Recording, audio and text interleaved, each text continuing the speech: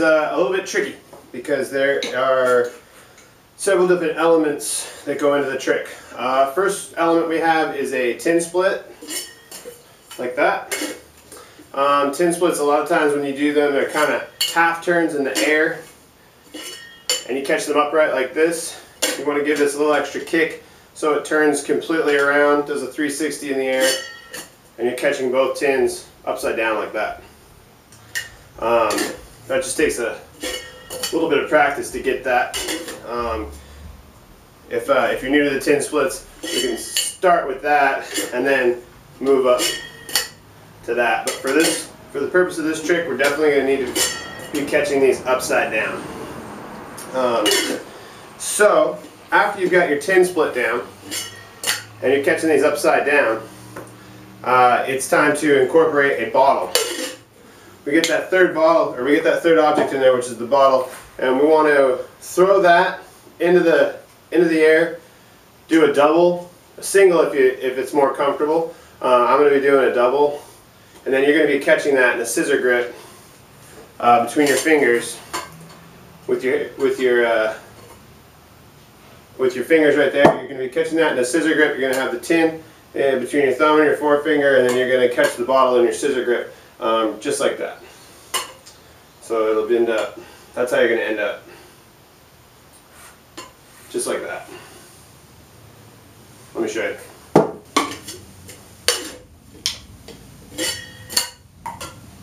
There we go, just like that.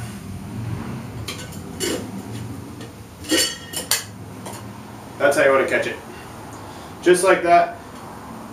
Between your index finger and the rest of your fingers, tin is between the thumb and the index finger. After you catch that, we do a sweep through and then over the shoulder. Okay?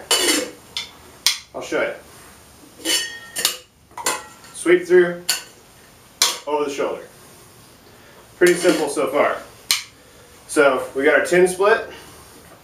We have our bottle up. To get that bottle into the mix, we do our tin split, and as we release the tins, we juggle the bottle into the air. Just like that. So you're throwing that bottle right through the center of the tins. Just as they come apart in the air, you throw that bottle right in between the two of them. Just like that. Now we do a very simple sweep through, and we're going to do our over the shoulder, and we're going to do a two object exchange, the bottle for the tin in the opposite hand, and then we'll be doing a tin snatch.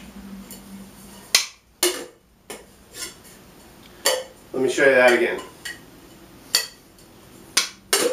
Like that. So we'll do our sweep through, exchange, snatch. So that's the three elements of this trick. Tin separation with the bottle juggle, sweep through, over the shoulder, exchange the ball to the tin, and do a tin snatch. Just like that.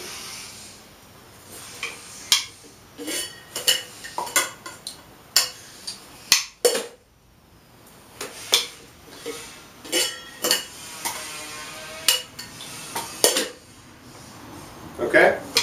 Just like that.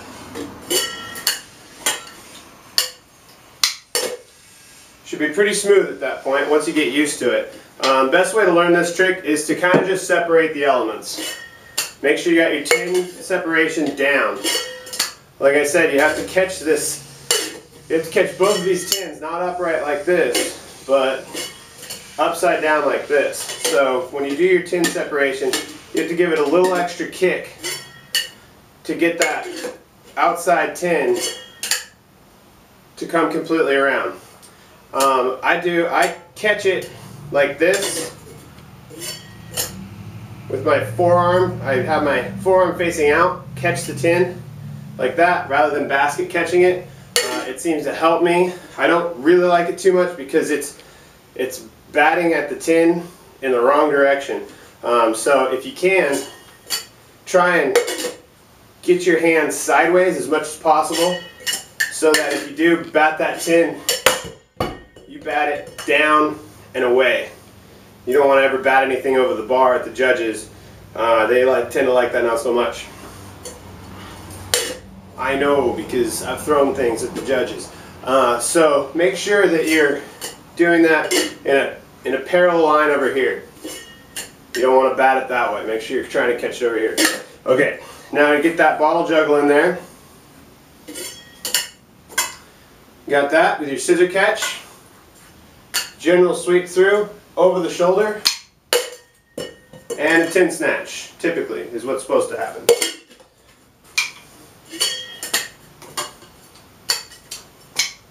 And your tin snatch.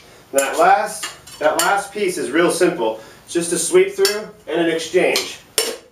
And then that tin's just going to be there floating for you. It's just going to be hanging right there. And you just get on it. 1, 2. Just like that.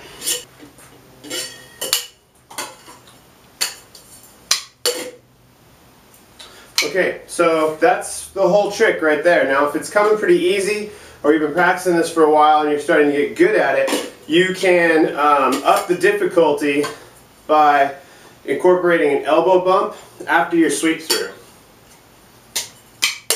Like that. And all you do is do your general sweep through and add an elbow bump. Just like that. So the whole trick will look like this.